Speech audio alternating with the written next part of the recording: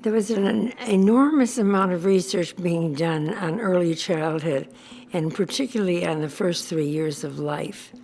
And in doing so, it became apparent there's no such thing as a child alone. A child has to have an adult who cares for him.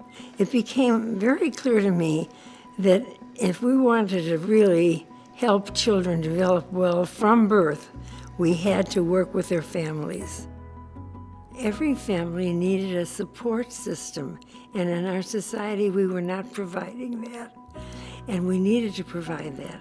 We needed to recognize that it was not a need for any special group, but it was a requirement to be a good parent. We started off with 2 centers, but today we are in 7 centers in 7 communities. You can go visit any of these centers.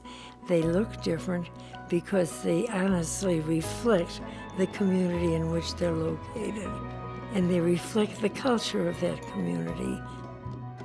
I think one of the primary programs that is in Englewood that is a little different than the other centers is the trauma-focused work that we have been doing over the years. Not only do they need the family support services supporting them through having a baby, they may come in where they have been exposed to violence, and that exposure to violence is the reason that we have been providing trauma-focused services. We know that we are making an impact by the deduction in child abuse and neglect, that there's fewer calls to DCFS. One of the statistics that we boast about is after a year of service through Family Focus, only 1% of families re-engage with DCFS, as opposed to a 30% rate statewide. I think what Family Focus does so well is that it's in communities in an authentic way, and it's in a way that is saying, we want to be responsive to what you tell us you need, rather than what we think you need. And by doing that, they've created real trust with their community partners in a way that I think leads to real success. We started off with the intent of hiring community people, because we wanted to have people that the children would be familiar with, and we wanted to be part of the community. Isela is an amazing person. She works very hard. Since I hired her to be part of my team in Nixon Elementary. The first time I think I came to Family Focus when I was 5 years old. When she was my student, Family Focus, I always seen her how she was able to help out all the students, her classmates. She was kind of like my student star. I seen that in her leadership, her role. I see her like a good teacher. She is now an employee. It's a real full circle example of what we do at Family Focus. And when kids come to me, it reminds me of what I went through and how I overcame it with the support, the staff members I had.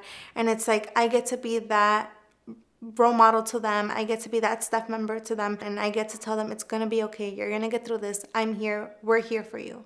I think if it wasn't for being in this program, for meeting the people who I know today, for having their support, I don't think I would have the position that I have today.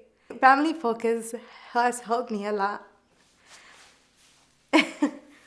In some communities like Family Focus Nuestra Familia and Family Focus Aurora, we serve a large immigrant population. So if we're doing home visits to a family, we ensure that we're speaking the family's language. We ensure that if there's a family member that needs immigration services or support, we can provide those services to them. That might not be something that's present in one of our other centers, because that may not be a pressing need in that specific community.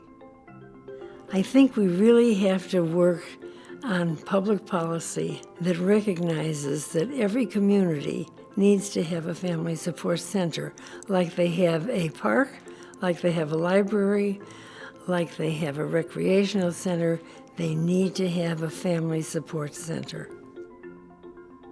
If you get to families early on and help parents to feel confident about themselves and communicate that confidence to their kids, you can really make a difference. And I think we do that. I really think we do that.